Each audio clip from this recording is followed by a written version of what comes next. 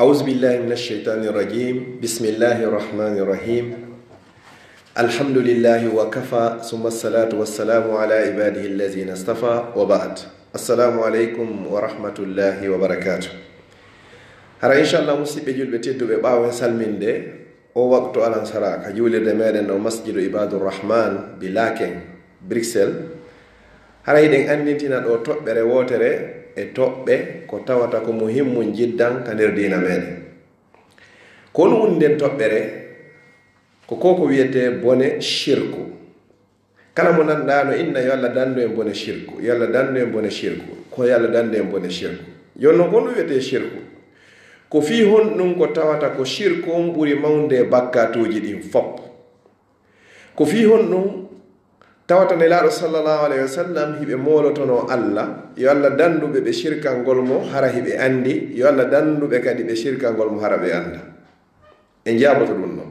toɓɓere ɗiɗaɓere nden shirku no mari noneji jelu sakkitoren du'a mo nelaɗo sallallahu alayhi wa sallam jangayno on ɓe toro allah yo allah hon danduɓe ko bone wiyete kon shirku wa billahi tawfiq limaza kana shirku azamu zunub ko fi hon ɗum ko tawata ko shirku on ɓuri mawnude e bakkatuji ɗin fop kala bakkatu mo anduɗon halkayɗi ɗin fop luttinoyeɗe ka nder yite jahannama ɗi fop majji se moɓidiriɗi ko ɓuri mawnude ko shirku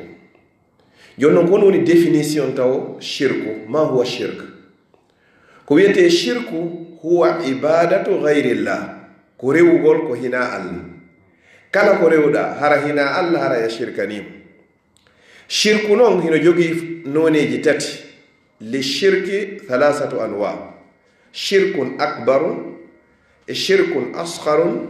e shirkun khafiyun shirku mawnuɗo on ɗo yaltina e jommum ka nder dina l'islam ko fi on ɗo yewteten ɗo hannde e shirku tosoko on ko hombo woni on tiri shirku tosoko ko yiingo kala waɗirɗo yiingo ya yiyane ya nanane ya wolane haray a sirka ni allah e shirku suuɗiɗo on nelaɗo sallallahu alaihi wasallam ɓe makono woɓe hulana mofte maɓɓe ɗen fiwata ɓe rewoye sanamuji ɓawo maɓɓe ko ɓe hulani mofte maɓɓe ɗen ko o ko wiyete shirku tosoko on sahabaɓe landiɓe ko hombo woni on shirku tosoko nelaɗo sallallahu alaihi wasallam ɓe maki ko arriya ko waɗirgol yingo yo allah dande jonno hino ɗo toɓɓe sappo ɗe yewteten en ala e juutinde hollude ko ɗum ɗon waɗi so tawi shirku on kanko ɓuri mawnude e bakkatuji ɗi toɓɓere aranere nden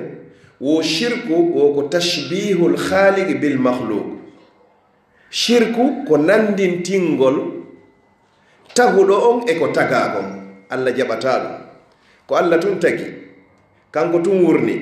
kanko tun warata kanko tun arsikata ko kanko tun nawninta kanko tun dikkinta ko kanko tun immintinta kanko tun okkata aljanna ma o kayiti o naada e aljanna mo faala sabu yurmede makko o koya yite jahannama kadi ka mo faala sabu nunɗal makko joni noon o waɗɗo ɗiɗo fop o yiɗa kafidede hay e hunde o inni ana agna shurakai min ashirk min komi galo yondiniɗo e kafidede kala kafide ɗuɗo an e goɗɗum haray tigi tigo min mi accanimo e ko kafidilanko ko ɗum ɗo woni toɓɓere aranere nden hollude wondema ko shirku on ɓuri mawnude e bakkatuji ɗiɗi shirku kadi la yahfiru illa liman yatub tanki a tubari nurtiɗa ka allah yaltuɗa e shirku on allah yafanta ko allah inni honnuka deftere makko inna allaha la yahfiru an yushraka bihi wa yahfiru ma duna zalika liman yasha allah yafatako dewde o shirkante o yafatako bakkato shirku himo yafono ko wona shirku wonande kala ummo yiɗi kalande ummo muyeni toɓɓere tawtaɓere nden wo annahu harrama aljanna ala almushrik allah harminani aljanna on wonande kala neɗɗo shirkowo si o maayi o tuubayi allah inni honnuga qur'an innahu man yushrik billah kala wo wonɗo shirkanɗo allah faqad harrama allahu alayhi aljanna haray allah harminanimo aljanna si allah harminani no goɗɗo aljanna haray ko honto allah yeeti yeeso ɗon kadi wa ma'wahu nnar ruttorde makko ne ko yiite jahannam o watti yeeso ɗon wa ma lizalimina min ansar alana toñoɓe ɓen hay e goto hono wallaɓe fi honno sabu shirku ko tooñe toɓɓere nayaɓere nden kadi wo anna almushrika khalidun mukhalladun fi nnar. Shirkowo kadi kala shirko o tuubaari haa o maayi ko luttinoyteeɗo ka nder yiite jahannama. ko ɗum woni hulɓini e shirku ko. kala bakkatu mo goɗɗo mayiɗi hara wona shirku hino mo tañƴinana ka nelaaɗo tefanoymo, hino tañƴinana ka yurmede Allah hewtoymo si wona kala on shirku ɗo mayduɗo e shirku. no woodi hadis ka nela sallam maaki si aryama yawmal qiyama Allah subhanahu wa taala innoye yaltinoye akhriju fi nnar, yaltinoye ka nder yiite kala wiwnoɗo la ilaha illa allah hay sai ko nde wotere nder gurdam makko, ɓen ɗo yaltinoyte. kono kala mayduɗo e shirku on ɗon ko luttinoyteɗo ka nder yiite jahannama. toɓɓere jowaɓere nden ko tawata ko shirku ɓuri mawnde e bakkatuji ɗin. ɓe inni wo shirku o koko wiyete shirku yuhbitu jamiul a'mal, bonnay dendangal golle ko golluɗa ko. kala ko golluɗa si tawi shirku on haray hino nder ton haray golle maɗen foppo hande kay ɗe boni. Allah inni honno o moɓidiri annabaɓen fop, patronji ɗin foppo e annabaɓe jantaɓe ka nder qur'an. o inni law ashraku, hara ɓeɗo ɓe shirkuno la habita anhum a'malahum, si ɓe shirkuno tun golle maɓɓe ɗen foppo po ɓayno. o noddi ɓurɗo moƴƴude e tageefo ngo fof ɗum ko nelaɗo sallallahu alayhi wa sallam. o inni la in ashrakta la yahbatanna amaluk, mi wondi muhammad sa sirkanila min Allah mi wondi mi poɓinay golle maɗe. ɗum ɗo wiyete shirku ko ɗum tawata so tawi haray mo hulɓini. si tawi noon nelaɗo mo annduɗen on o sirkanta Allah, Allah yaafike mo ko ardine ko sakkintini, Allah sappike mo haray na kanko no sappa haray ko enen. kala sirkuɗo yo andu golle makko ɗen fappo woni haba'an mansura. ɓe inni wo kadi wo innal mushrika halalu dami wal mal, ko hulɓini e shirku kadi neɗɗo shirkowo wo haray tigi tigi on jawdi makko ndi ƴiƴam makko ɗan foppo haray o dagani julɓe wargol shirkowo. ko ɗum Allah inni faqtulul mushrikin, ware sirkoɓe foppo hande kadi. joni noon ɓeɗo kadi jawdi maɓɓe ndi wo ƴiƴe maɓɓe ɗen foppo haray ko dagi ɗum ittugol hande kadi. si tawi on tigi jaɓari tubugol yalta e nder shirkowo, so yi ka faƴettama ko sabu o bone shirku ɗo. haray si tawi ɗum ɗon feƴƴi haray kadi toɓɓere jiɗɗaɓere nden ko tawata ko shirku ɓuri mawnde e bakkatuji ɗin wo ashirku on ko akbarul kabair, kanko ɓuri mawnde e bakkatuji ɗin fop. dalil meɗen e muɗum nelaɗo sallallahu alayhi wa sallam ñande go hiɓe tolude e sahabaɓe ɓen ɓe maaki tawi hiɓe suɓɓidi ɓe maaki ala adullukum bi akbaril kabair, eneni on accata mi yeeto on bakkatu ɓuru mawɗo mawnde on e bakkatuji fof. qulna bala ya rasulullah, ɓeyni o nelaɗo yeetimen komo ɓuri mawnde e bakkatuji fof. nelaɗo sallallahu alayhi wa sallam maaki ko ashirku billah, no go ɓeydi al ishraku billah, ko shirkalngol Allah, wa uɓuɓul walidayni e ƴaggalngol nene e baaba. ɓe yewi hade ɓe wa kana muttaki'an, tawi nelaɗo ɓe suɓɓini fa jalasa fa qal, on sayi ɓe jotti ha gayne ɓe maaki ala wa qawlu zur, ala wa sahadatu zur, wowlugol fenade seeditagol fenade. fama zala yukarriruha, nelaɗo on seeraɗi ɓe fillito ɗum ɗo wowlugol fenade seeditagol fenade hatta gulna laytahu sakat, ha minen sahabaɓe mi inni hani no hara nelaɗo ɓe accirino ni sabu namen faami. joni noon ƴiggalngol nene e baaba si shirku on feƴƴi haray ko ɗum woni ko hikkotoɗon, haray wattanen hakkille muɗum moƴƴa noon. bakkatuji ɗiɗo ɗon ko nenelaɗo sallam maaki ijtanibu sabu al mubigat, wuɗɗite jeeɗiɗi halkayɗi ɗin, bimana halkayɗi ɗin ko sa maydi e majji a tuubari a luttoye ka nder yiite jahannama hara halkike. joni noon e nder ɗin jeeɗɗi halkayɗi ɗin numéro on e majji ko ashirku billah, ko sirkalngol Allah. yo Allah dandi en ɗum bone ɗum ɗon. toɓɓere jeetatiɓeɓe nden holli wonnema ko shirku ɓuri mawnde e bakkatuji ɗen wo ashirku wo ko naqsun wa aybun, wo ɗum ko ɗuytari ko ayibe kadi. ya ƴettu goɗɗum kafida e Allah o taguɗo ɗi kammuri tagi leyɗele o landaki hay e goto, ñamata yarata gugata ɗanotako o haton jina hay e goto, o mara ɓeygo o mara ɓiɗɗo ɗi foppo haton jina. anno jettaɗo goɗum ina barki Allah e kaari,